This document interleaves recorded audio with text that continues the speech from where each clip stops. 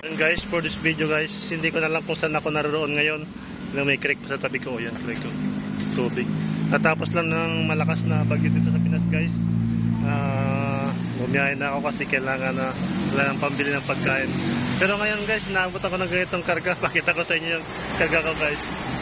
45 kilos na okay. Nakakawa naman yung aking boards. Punong-puno na naman siya guys. Yan. Tapos nagutom ako. Ang oras ngayon guys ay mag-alas 2 ng hapon. 17 kilometers yung aking tinatakbo. Yan.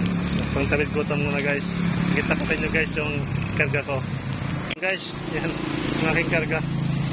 45 kilos yan.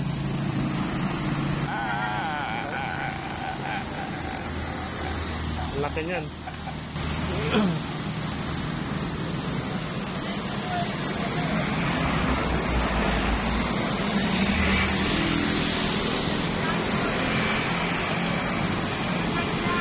Pero dito sa gitna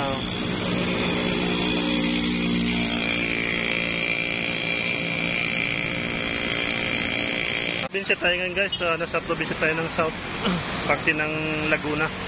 Bumaba ako ng bundok para malaki-laki yung bayad, pero magkano lang yan, nagigit lang 200 pesos yan.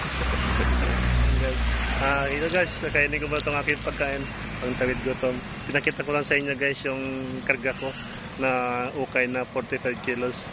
Maraming sa lahat sa nanood ng aking short video ngayon guys. Pakishare na lang po sa buong mundo para kikita tayo pa ng konti at marami pa tayo matulungan na iba guys. Kasi yung ating sahod ay sharing din natin guys. Maraming salamat sa lahat. God bless us all. Magandang hapon po mga ka-riders dyan.